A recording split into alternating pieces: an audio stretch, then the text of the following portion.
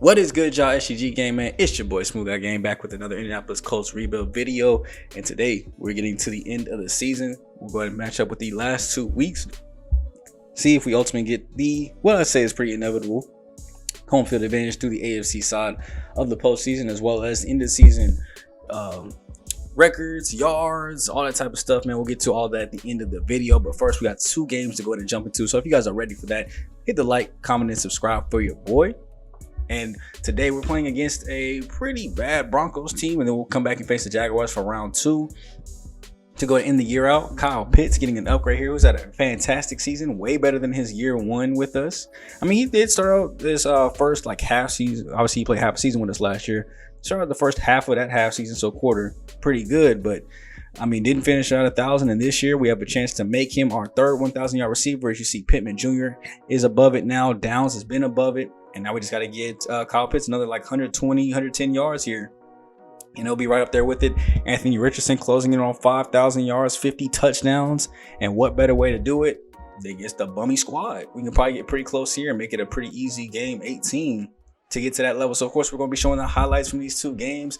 Buckle in, strap down, get your popcorn ready, as we got plenty of football action today on Smooth TV. It's Coach Cooper leading this team onto the field, trying to get these last 2 dubs of the season, finishing 16-1 for the 2nd year in a row. And it's going to get started off with a Jonathan Taylor catch up the field for the big body first score of the game.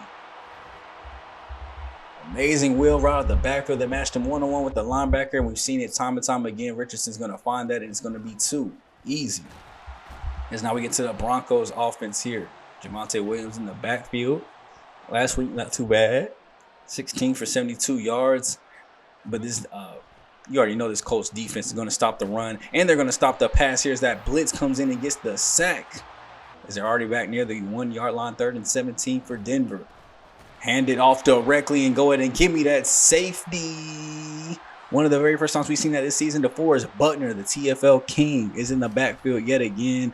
I mean, he's winning another $20 million deal, and if we were going to a season 3, I would say he'd earned it. You know, he definitely would probably get another 1-year, $20 million contract from us, because he helps out so much. You see it there. Just being able to get those sacks and TFLs are a huge help on the D-line, helping out this run game and pass game. And speaking of a pass game that needs help, Kyle Pitts definitely was the addition we needed. Tight end was one of the biggest needs that I thought this team had, and to be able to land not only a top-tier tight end like this, but, I mean, when you think about it, in the right offense, Kyle Pitts could work his way up there with the likes of Kelsey, Kittle, Andrews. You know, he could be up there in that top 3 conversation, fighting for a spot for sure, if he were being used the right way, like we are here today. Now, obviously, only 3 completions on the day, but over 100 yards already for Richardson. He's going to drop back again, roll to his right, find Kyle Pitts for an easy catch, getting us up to the 9-yard line. Staying in the gun here. Read option play. No block from Kyle Pitts, unfortunately. But we're able to go and get it to the 4 there, get another set of downs. We end up getting pushed back by a couple of sacks, though, trying to pass it into the end zone. So we'll just roll left, looking, fires it to the corner. Almost had Josh Downs for another touchdown. But unfortunately, we'll have to go ahead and just settle for our 3 points here to end the first quarter and just go up 12-0.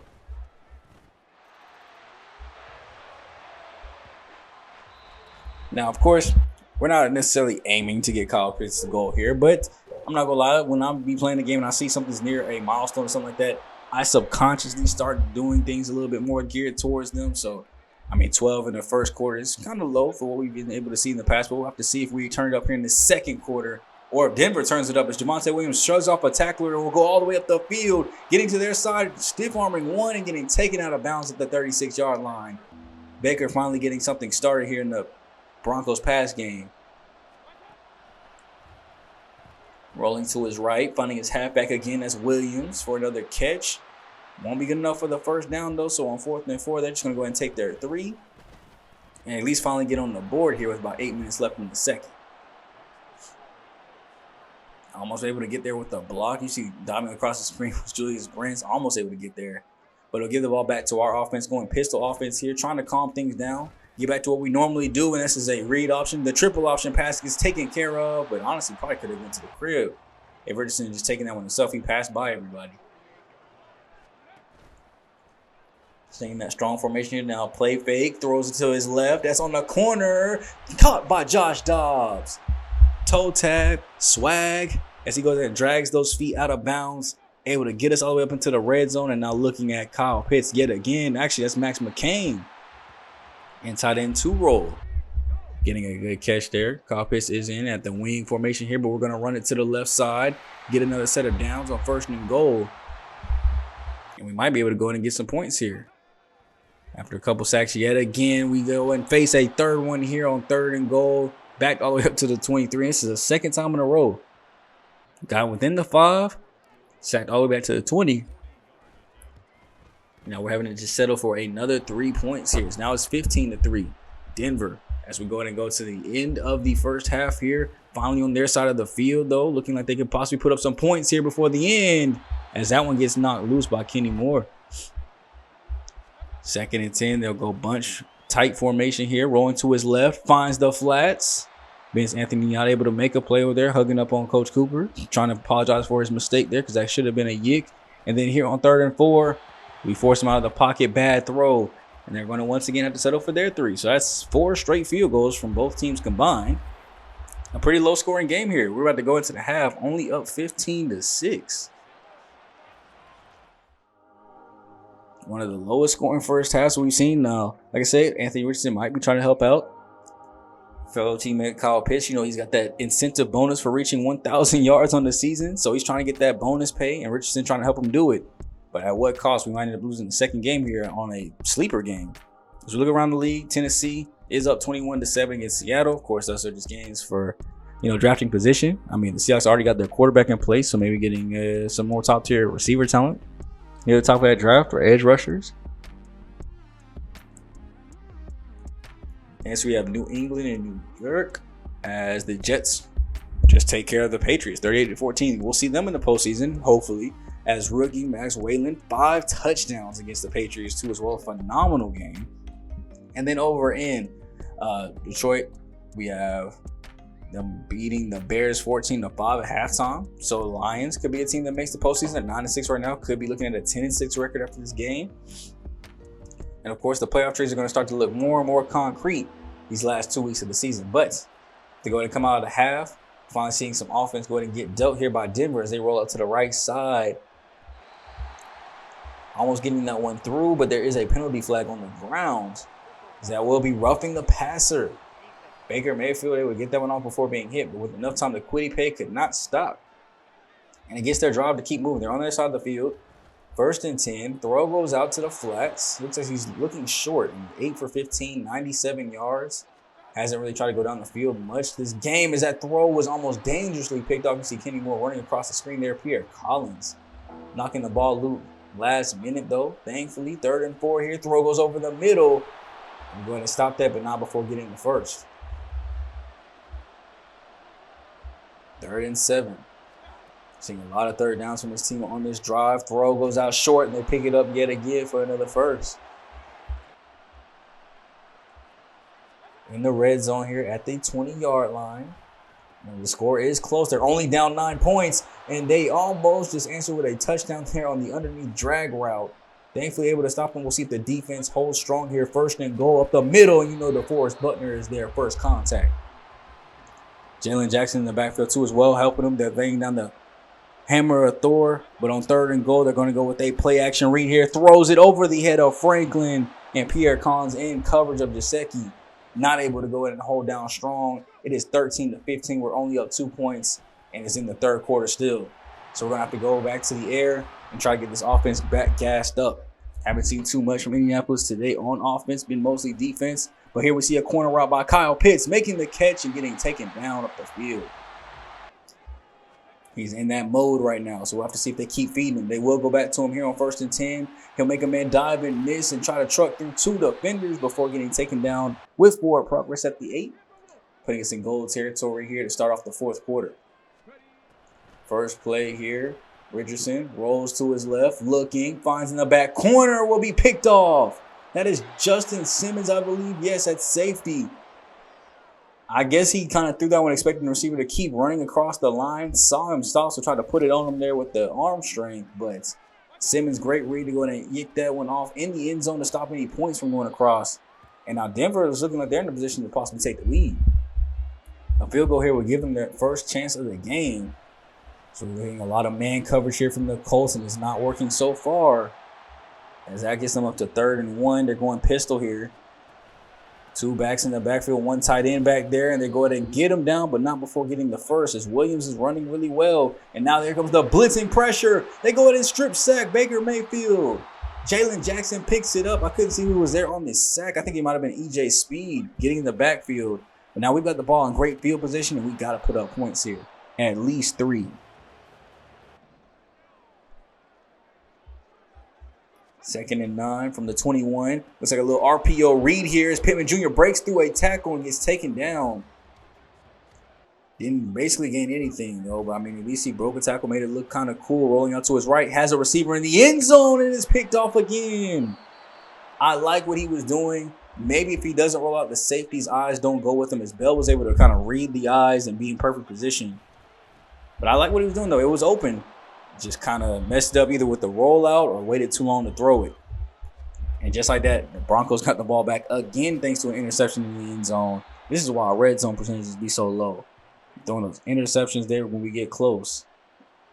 And here with 7 minutes left to go, the Broncos are moving. Baker is rolling, finding his tight end in the flats, but not able to get it to him. 2nd and 10 now. Going under center, trips left, closed. Hand off to Williams, but DeForest Buckner, another TFL in the backfield. 15 carries, 31 yards as we've locked up Williams in that backfield. And DeForest Buckner is in that mode. Trying to get to the QB here. We're making him roll to his left. Not able to get there, but he will throw it away. And with 6 minutes to go, they did the smart thing and punted it away. So we're just trying to run out of clock. We go ahead and jump forward to the 2-minute warning where we're still trying to get that clock down as Denver starts to use their timeouts. A first down here could really end it. 3rd and 1. Handoff. That is outside to the left side. And Jonathan Taylor will get into the end zone. Touchdown, Colts. Wide open gap to the left side and then trucked his way through. He could have went down to waste time, but I mean, we were going to score anyway. Regardless, might as well go and get the points on the board. We're still up 9, so they still need to score 2 times. And they can't do that if Juan Barrett is getting those sacks in the backfield. Now Baker's going to call hurry up here. They only got 1.5 minutes left, so they got to score quick. Only got 2 timeouts. Throw up the field. Great knockout there by Julius Brents. Him being on the field tells me that the Colts are in dime. 4 DBs in the formation, and he makes 2 back-to-back plays. The IQ to have a 4-strong, deep DB core, and this is what you do it for. Situations like this, 4th and 24, throw goes out, and that one gets knocked loose as well. Kenny Moore go ahead and ices the game with 1:15 left to go. And the Colts will take over with great field position, and they're just going to add on a little bit of extra here. It's Josh Downs wide open on the RPO bubble screen. And just like that, I mean, that's the dagger into the game here. We're going to go for 2 just because the game actually wanted to go for 2. So why not? Throw goes out. Let's go to make this game a 30-13 victory for the Indianapolis Colts, man, as that was a fine play by Pittman Jr. Cooper going to getting the team up to a 15-win season yet again. And they'll go going for win number 16 next week, as they will be back home facing the Jaguars for another division rival game. As the Broncos did their best here. Baker Mayfield tried, but I mean, 48% completion percentage is not going to do it. 195 on the day was trash. 200 yards in total offense. I mean, we had 299 passing, 140 through the ground, so more passing than run heavy here today. As we have 500 yards total on the day, including our kick return yards of 127. You know what I'm saying? We really be on that special teams work. 2 turnovers today, though, that we wish we could have taken back, of course, as we were 3 for 8 in the red zone, which was terrible. 2 of those ended up being field goals, 2 as well. So only 1 touchdown came in the red zone, but we did enough to get the dub here today. That's all that matters at the end. Anthony Richardson, another 300-yard passing day, 2 touchdowns, 2 interceptions. 62 yards was his longest pass on the day, and we kept him upright for the most part there. Throughout a majority of the game, Jonathan Taylor, only 89 rushing yards today and a touchdown, so not breaking over 100. Richardson helping out, though, with his 46. And Javonte Williams, not a terrible game at the end, though. 17 for 54 is respectable. Kyle Pitts, though, 138 yards. I think that definitely would put him over the 1,000 yards marker with 7 catches here today. Didn't really look at anybody else, but Downs and Taylor both caught touchdown passes. That's what I mean when I be kind of locked in on something when I see an achievement. So you see, we were really focused on getting Pitts that ball today. So it's really easy to kind of focus in on one player. You got your set plays that are supposed to work for those specific positions and players. And today we were calling all the Kyle Pitts specials. It's Barrett, Speed, and Buckner all get sacks. Buckner gets 6 TFLs today. And EJ Speed was the one, or at least, yeah, he was the one that forced the fumble. Jalen Jackson was the one that ended up recovering. So shout out to the defense holding this team too. We don't hold too many teams, sub 20. Held them to only 13 points here today. Got some upgrades coming out of the game as well. Richardson up first here, 86 overall strong home quarterback with a morality and temporary boost. Seeing a +6 boost to that, so 92 overall right now. All the accuracies are basically still in the upper 80s. We're saying 89 for short, 85 for medium, and like 88 for deep. But we're going to still focus on the improviser upgrades here because we want to see a throw under pressure go up +2, throwing the 1 +1, getting the medium up as well, and helping the speed. I'll take that. Any chance you get more speed on your quarterback, especially when you're running a triple option scheme, it'll just help. And then Josh Downs, fantastic breakout season this year. We've seen him go up to the superstar level as far as his overall, thanks to the boost. And his route running 92 short, which is about high 80s. Medium route running is at the low 80s. Deep route running is in the high 70s. So we're going to keep upgrading him as a slot receiver. That's what he mostly plays in anyway. Just keep getting better at one thing. No reason to make him an all-around receiver when he's not the number one. It is Samson Abukum here. He's been great getting the quarterback this season. I think definitely earning that other contract if we were to keep going. 84 on his finesse moves too. He's getting a lot of sacks without even having a high finesse move. It's really at 79, while his power rushing is at 69. So we're going to go with the speed rusher upgrade here, get +2 his finesse moves to get that up into the 80s. And you can see we've clinched home field advantage with that win, going 15-1. The Bengals clinched the division at 13-3. NFC side, everything's all but decided. I mean, you got the Lions clinching a wild card spot. Either the Cowboys or Eagles will be the wild card. 49ers, Buccaneers, and Packers all taking the division, with whoever doesn't take the wild card being someone else. And then we got 3 teams at 8-8 with the Falcons, Saints, and Commanders all fighting today for that last spot. So I'm going to keep your eyes down below. So let me know if you see which team wins it, and go ahead and try to put a prediction down. Who's going to be that last NFC wildcard spot as we're going to take on Trey Lance and the Jaguars? So I remember Kirk Cousins did get injured. I guess maybe it was a season-ending injury, as Trey Lance is now on the Jags, and we'll be facing him in today's game. So maybe a little bit of a different look. Now we're still going to be running our same offense, triple option scheme, going to work, passing up the field, as that's going to leave some clothing on the sidelines. They're going to go ahead and get defensive pass interference for that, as he did push him long before, well too early before the ball reached him. Devin Lloyd will take that free first down up to the 36, staying with the pass here, but they're going to send a blitz right through, and I saw that Quentin Nelson let his defender go straight through him. Coming back, 2nd and 18, we need a big play here, and who else to go to but Kyle Pitts when we need one. Empty formation there, and he's able to go ahead and get us up for the first down easily. And on 2nd and 6 on our side of the field, who do we answer right back with? Jonathan Taylor, the other big name player. He spins off 1 tackle, breaks through 2 more, and he's up the sideline. Foot races, he keeps going, breaking through. I think he had to break through like 5 tackles around him, I swear. As he gets us into the red zone, we're at the 16-yard line now on 2nd and 7. Running up the middle is Anthony Richardson as he gets us into goal territory, 5 yards away from pay dirt land. Bunching out to the right. Solo receiver Michael Pittman Jr. to the left. Handoff up the middle. That's Jonathan Taylor. Not enough to get the touchdown, but we'll get as close. That's his first rushing attempt on the day. And here's 2nd and goal. 1 yard away. We're going to drop back and actually try to pass this one out. And that's Pittman Jr. for the touchdown catch on the day. Yes, we still do have the starters. And I mean, you can say, maybe take the starters out. I personally am a coach that cares about his player stats. In the mindset of like realistic thinking, as if let's say Jonathan Taylor was hurt, better not, or else we're going to start pulling players. And my thinking point of a coach, I know they probably don't actually think like this. They don't ever really want to see the players get paid unless it's a well-liked player. But me as a coach, if I know you got an incentive bonus and you have a chance to reach that in week 18,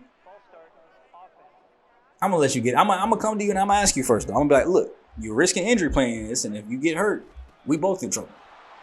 But I do not mind letting you play to go after your incentive bonus. What's it going to be? And I'm going to let them choose. I'm going to let them decide. Now, here today, the players all came to me today. They said they want to go full-fledged. It's a rivalry game anyway. They don't want to show any slack in this game, and they want to go get this dub. So that's what we did. We let the starters rain through. That's why they went 3 and out on their turn on offense. That's why we went down and scored 7 on ours.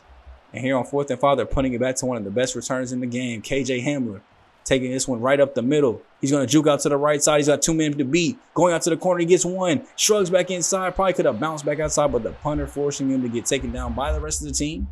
Didn't take him down himself, but that's a huge return to get us on our side of the field early. We're going to hand this thing off to Zach Moss. Jonathan Taylor is hurt.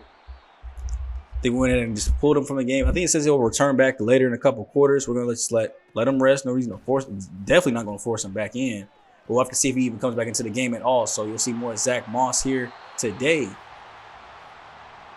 So I'm not sure how many of y'all are Zach Moss fans or like him as a running back, but you'll be able to see plenty of him today as he goes and gets a block from Josh Downs coming all the way from the corner to get him up to that first down. We're first and goal territory here.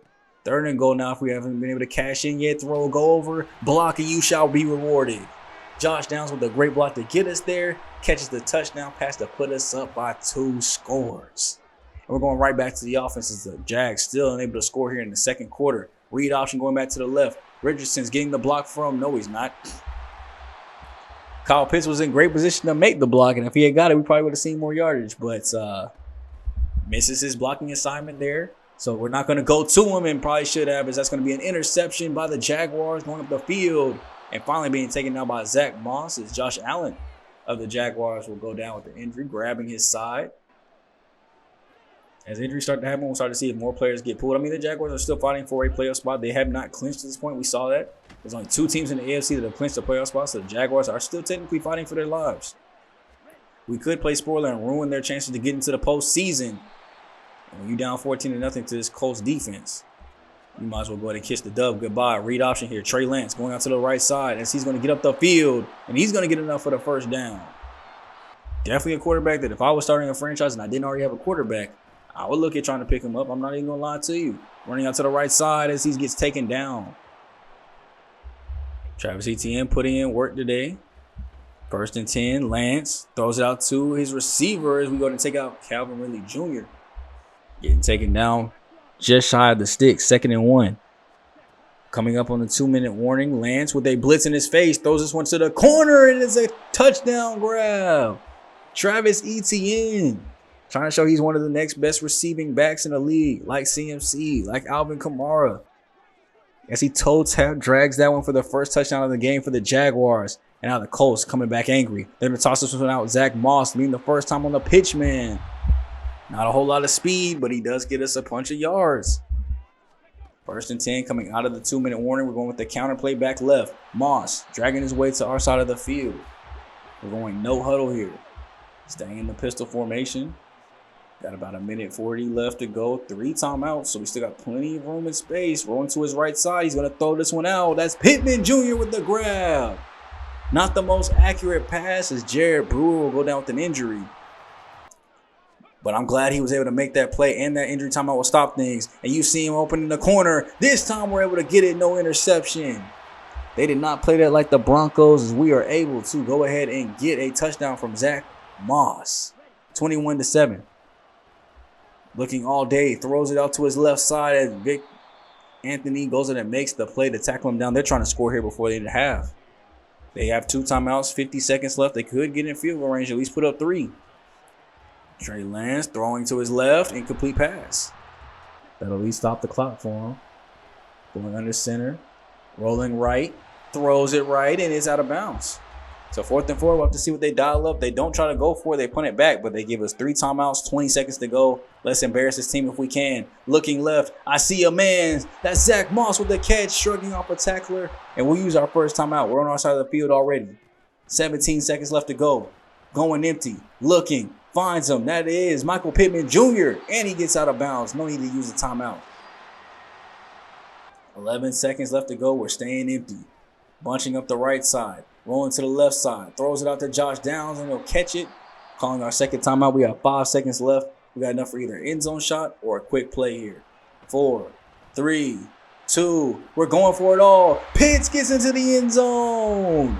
He was wide open. He just needed to break one defender, and the defender tackled wrong. He went for the legs, I guess you're supposed to, but he made Pitts roll on his back and roll into the end zone without touching the ground. So because of that, it's a 28-7 halftime lead for the Colts. We're back to our normal strategies, man. Back to beasting and feasting. And this is a playoff tune-up that we needed because we're going to have a bye week in the playoffs. So might as well go ahead and get a little tune-up game in as we go up to, I think that's up here in Green Bay. It's Pittsburgh and Green Bay are playing 7-7 tie right now. Green Bay is at 13-3. Jordan Love leading that team phenomenally. We'll have to see if that happens in real life now. He's had one full season and looked pretty strong with it.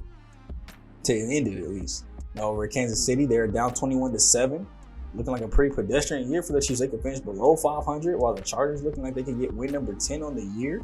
Sneak maybe into the postseason. We'll have to see with that dub. And then up in Detroit playing the Giants.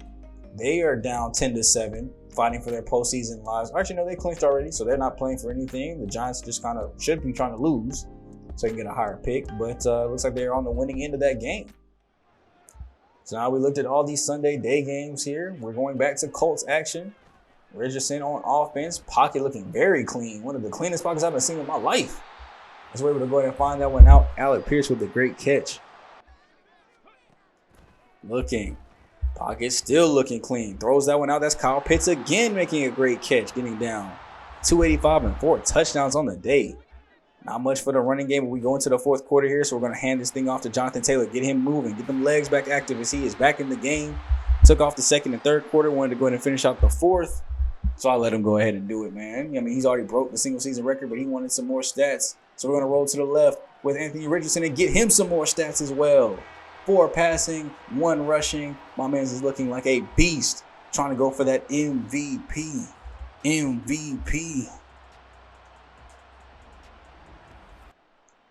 It's 35-7 here, man. We're in the fourth quarter. It's time to score. We're going to call this game if you are the Jaguars. As ETN is trying to do everything he can to help out his friend Trey Lance to get at least one more touchdown. As they go back-to-back screen plays here, and they actually work back-to-back times. Getting it out to him for the first.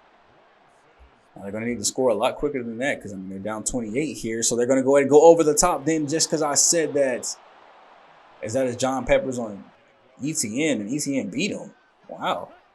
I mean, I know Peppers is a rookie, but sheesh, and then do it back-to-back plays? Oh, my goodness, he went up one-on-one on him. John Peppers getting beat twice by the running back as a DB. That's got to be embarrassing. They're going to look. Trey Lance trying to find somebody, but he gets sacked in the backfield as Juan Barrett is going to go down and grab his arm. Probably won't see him for the rest of the game. Go ahead and just let him rest on the sidelines. The last quarter, we're up big anyway. Dropping back, Lance looks to his left. That's an easy sack. Samson Abukum able to make yet another sack, add on to a sack total for the season. 3rd and goal here. They got a long ways to go, 25 yards, and they need a touchdown to keep it going. And they're not able to go ahead and get it. Will they take their 3 or go for it, though? They're going to try to go for it. I mean, you're down 4 scores. Might as well 3 points is not going to do anything for you. 7 minutes left to go. Lance looking to his right, and is knocked down this time by John Peppers. Switched up the route combinations here, so we put somebody else on ETN. Let him go to the slot, and it's all locks. As we go back to the 7-minute warning here, as we try a little RPO here. Pittman Jr. He gets up looking pretty fine, but it said injury, so probably just let him go ahead and sit out for the rest of the game too as well. As we try to toss this one out. Fumble! Jared Allen able to go ahead and pick up that fumble as it's a dislocated knee, even though he stood up just fine. But so he's not going to come back to the game at all, even if we wanted him to. We'll have to see how long of an injury that actually turns out to be. Hopefully it doesn't affect playoff status here. But, yeah, I guess this is what happens when I let players do that. Like I said, we both on risk factors. So now I'm going to get cussed out by the GM, but he going to get cussed out by me because I got to get cussed out by the GM. So rolling to his left side is Trey Lance as he dives forward for the first down. Looks like there's still some life in Jacksonville's game. Trips to the left. Handoff. ETN to the left side. Juking, making EJ Speed looking stupid. Making Speed looking slow. But only picked up 3 yards, so it doesn't really matter. 4 minutes left to go in the game. Handoff. ETN nowhere to run. He's all the way locked up in the backfield. 0-yard game. Tight formation here under center for Trey Lance. Rolls out to his left. ETN going down to the ground. As on 4th and 10. You already know they're going to go for it. 3.5 left to go. This will basically be for the game if they're not able to get it. Throw to the right side, and he didn't even make that one close. And that's going to basically do it for the game, man. We're going to go ahead and get up out of here with a 35-7 victory to go ahead and end the season. 16-1 back-to-back years. And, yeah, I think for sure next year on next Madden, we're going back to CPU versus CPU. I think I've proven I mean, I don't know. This team, like I told you guys, this was a rebuild of a team that I wanted to go quick anyway because I'll get into it late, but of a team that I thought was already built to have playoff success, and I wanted to see Anthony Richardson do good. They just needed a couple key pieces. We managed to get those key pieces in a season, win a Super Bowl, and now we're about to have a chance to go back to back. So next year's rebuild will be a lot more long term, started a lot earlier, and we'll get the CPU gameplay because a lot of times I'm really good on the sticks. So sometimes I can will games to win that we shouldn't have, but then obviously, I can get beat too. If we remember that 49ers game, probably one of the most embarrassing losses in my all Madden career, in every Madden back to Madden 03 that I've ever had in my life. But we got the dub here today, man. I mean, shout out to Anthony Richardson, over 300 yards, 4 touchdowns. Jonathan Taylor got hurt, but still able to pull out 70 yards. We saw Zach Moss go 8 for 49, 6.1 a carry, 2 broken tackles. Looked phenomenal. Even had a 20-plus yard carry. ETN, we somehow gave up 100 yards to him, but Josh Downs, 7 for 76 in a touchdown. Pittman Jr., 61 in a touchdown.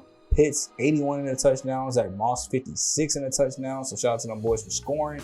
But we'll have to watch Pittman Jr. to see if that injury is long-term. Vince Young led us in tackles. Solo with 7. Total with 10. TFL Samson Bukum with 3. 2 sacks for him. 2 for Juan Barrett, who was hurt too as well, but Web City comes back, and Vince Anthony getting 1. And then Kenny Moore actually picked up an interception that we didn't show as well. To help with this team get this dub, and let's go ahead and go to the end of the season accolades and stuff like that. Not before we bypass this upgrade for Bernhard Raimann. Getting a pass protector upgrade, go to an 86 overall left tackle, plus 3 block. Shed finesse, so shout out to him. Quick injury report look is Pittman Jr. is out for 3 weeks. Now, I think that would put him coming back around the Super Bowl, possibly. Yeah, it's definitely going to put him back around the Super Bowl. So we're going to have to win 2 games without our starting wide receiver, which means Josh Downs going to have to boss up. But shout out to the great season, man. I mean, Jonathan Taylor obviously broke the single season rushing record, 2,300 yards, 19 touchdowns. Anthony Richards, 715 yards rushing, 18 touchdowns as well rushing. And then passing over 5,000 yards passing this season, 50 touchdowns, only 22 interceptions. So the same INTs as last year, better completion percentage, better yards per attempts, more touchdowns, and way more yards. And then Rush, slightly under what he was doing, but definitely scored more touchdowns, had more broken tackles, and less fumbles. So overall, I think a better year for him. Josh Downs, career year, 80 catches, 1,200 yards, and 18 touchdowns. Pitts, 57 and 1,100 yards, 7 touchdowns. So he had a great season. I want to see here if this is his first time hitting 1,000 yards in his career. Okay, it looks like he did it in Atlanta, but this is still a career year. Most career yards, most career touchdowns, tied with last year because he had 7. And then Michael Pittman Jr., over 1,000 as well, 10 touchdowns, 64 attempts. So 3 guys over 1,000 yards. Max McCain, the rookie, even finished with 354 and a touchdown. Pierce over 300. Taylor finished over 500. We got to look at the offensive line too. We don't get to show them enough love. Sacks mostly being allowed on the right side, but also the left side. Center barely responsible for any of them, only 1 all season. And then defensively, Zaire Franklin led in tackles. Only got with over 100 with 136. Vince with 93 total tackles is crazy. And Pierre Collins with 90, so 2 DBs lead up there in the top 3. DeForest Buckner, 43 TFLs on the year. And then Samson Abuka, a career year and a contract year. 20 sacks, 30 TFLs. Both of those are career highs. Didn't do anything like that with the Rams, the 49ers. And last year he had 13.5 sacks, 22 TFLs, but took it to another level this year knowing that contract was up. So if we're doing another season, he probably earned his contract extension. I remember at one point I was thinking about trading him and letting Dayo Odubingo go ahead and take over because he was having great sack numbers too as well. And trying to get a draft pick out of him, but I think we're going to go ahead and sign him up to a deal too as well. So DeForest Buckner also increased his TFL numbers here for the year. Juan Barrett, 10 sacks in his second season. So, I mean, he had a phenomenal season. 10 TFL, 17 tackles total. I'm really proud of everybody, man. Dayo Odubingo only finished with 4 sacks because we weren't able to get him on the field as much, but I think he could be up there in the top in double digits too as well. He was very clutch when we let him play. I mean, all 4 of those sacks came when we finally let him start for 2 games.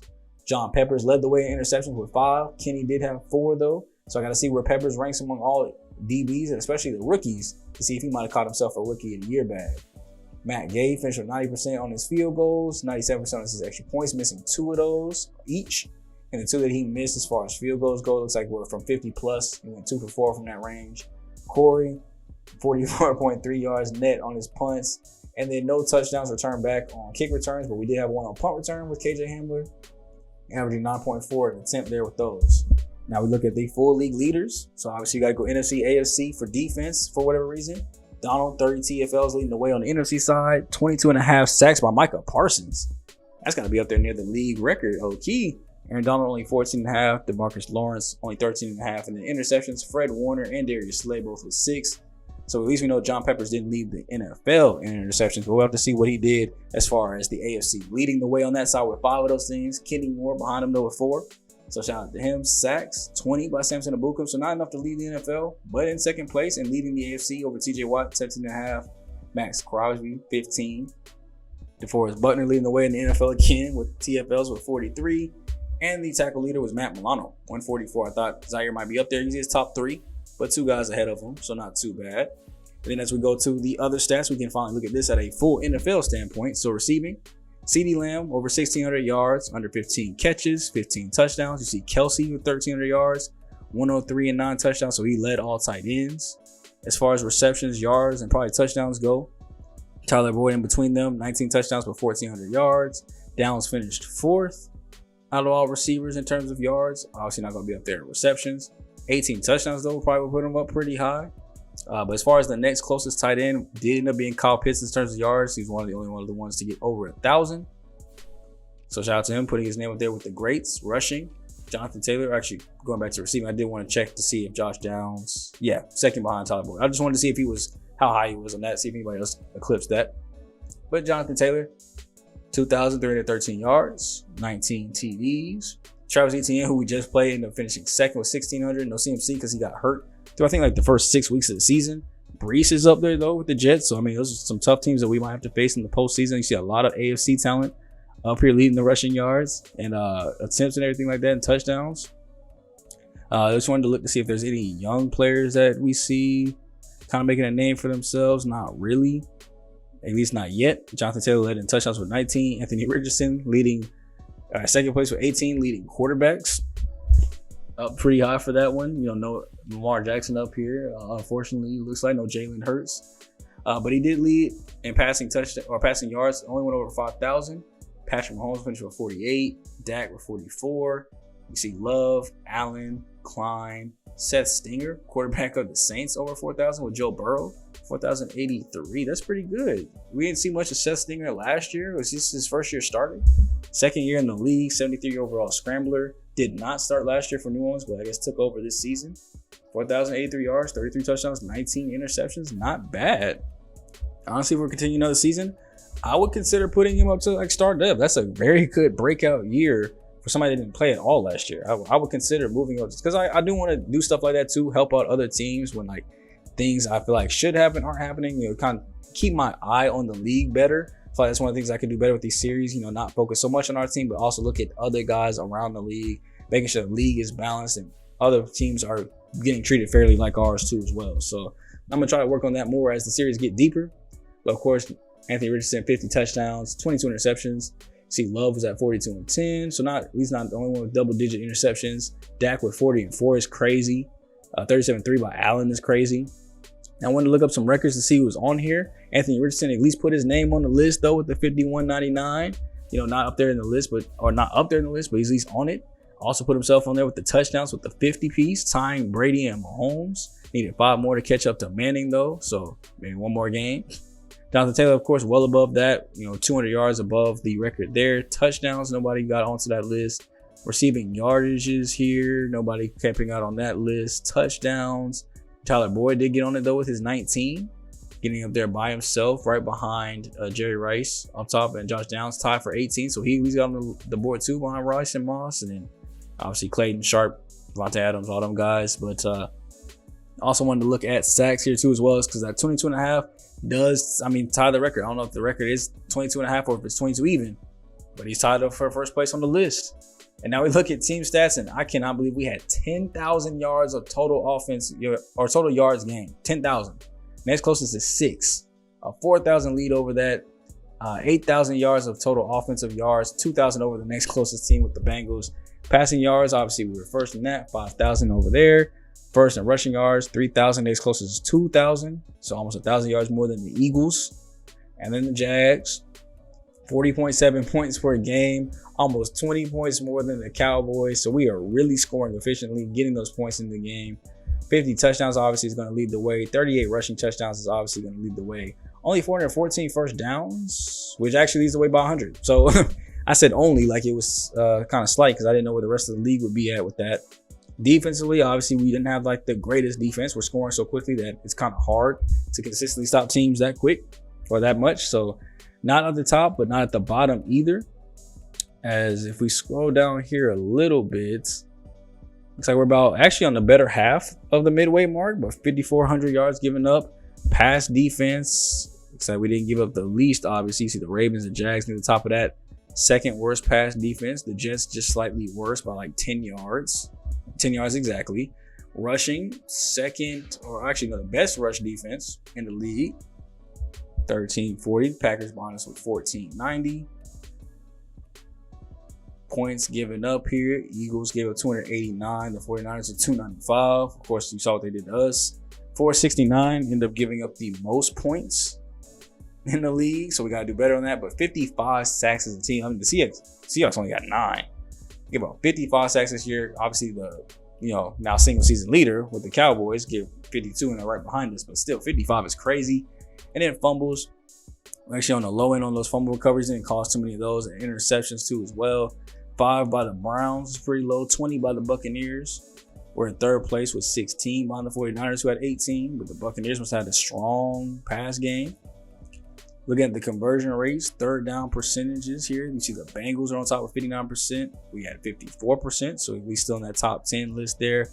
Fourth down conversions. I want to see how many people are converting these. It looks like a lot of teams are actually doing this a lot. 33 attempts is not too bad. But the Falcons with 77% on top. We're sitting at 58%, about still in the top half. 2-point conversions, we had 4 of them things attempted. And obviously a bunch of teams with 100%. The Falcons went 3 for 3. See the Ravens, Chiefs, and Saints 2 for 2. See a couple 1 for 1. Seattle 3 for 3. So basically, if you attempted the fourth one though, that was where the percentage dropped off at 100. Nobody was 4 for 4. And then red zone efficiency, man, we have obviously us on top with the most red zone trips, 114, 50 more than, actually, yeah, 50 more than the next closest team, almost close to 60 more. 63 touchdowns is going to be well more. 8 field goals. Actually ended up being second on the Browns, having settled for 13 of them things. So obviously our percentage is going to be that high. 55% is the 4th lowest because we're up there the most. I mean, it's going to be hard to keep scoring being up there that high. But the Commanders with the highest at 76% is not too bad. Cardinals 75%. Now defensive trips here, we had the lowest on that, 48%, tied with the Broncos. Okay, 72 times the team was able to get into the red zone against us, which is the most. And we're actually able to stop them pretty efficiently too. That's pretty good. 35 touchdowns isn't leading. It's near the top half. Field goals, we end up giving up 13 of them things, which ended up being the most. But I mean, you'd rather give up a field goal than a touchdown. And then penalty wise here, just a quick look here. I don't know. I mean, we had the penalty markers turned up a lot actually in our settings. So shout out to Anthony Richardson though. MVP. I told y'all MVP. Hey, MVP. As my boy's able to go ahead and take the top spot in that one, man. You see Jonathan Taylor finish at the 8th spot. And he did that thing over Dak Prescott, Lamar Jackson. I mean, when you throw for over 5,000, 50 touchdowns, and rush for almost 1,000 as well, almost 20 touchdowns, it's going to happen. I don't know how they didn't win Coach of the Year again, going 16-1, but they gave it to the Bengals, Coach Zach Taylor. So, I mean, shout out to him, I guess. We're going to go look at the rest of the NFL, or at least the NFC, because that was the NFL awards. The only ones that show NFL awards. We're looking at the NFC side for their Offensive Player of the Year and Defensive Player of the Year. The Cowboys swept it.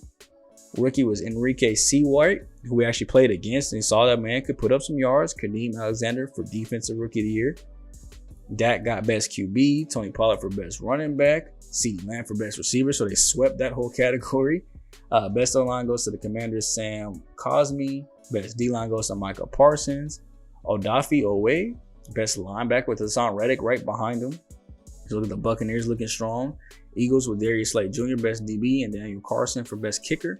Then we go to our awards. Jonathan Taylor wins Offensive Player of the Year. Richardson finished 3rd, but he did take his MVP, so good for him. Downs finished 5th, so I'm surprised about that. I'm happy for it, at least, as you can say, is Jonathan Taylor.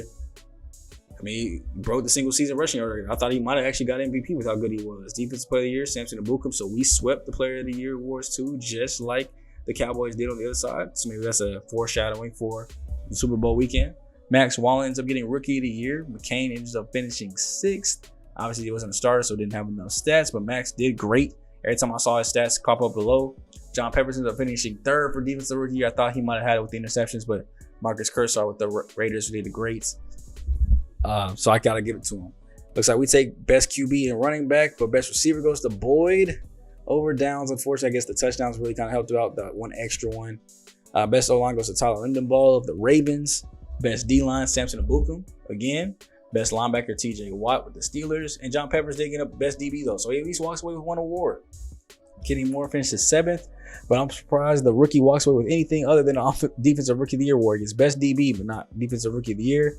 You see the Raiders end up making the postseason too as well, playing the Chargers, 3 and 6 seed. The Bengals end up being the 2nd seed, playing the Ravens.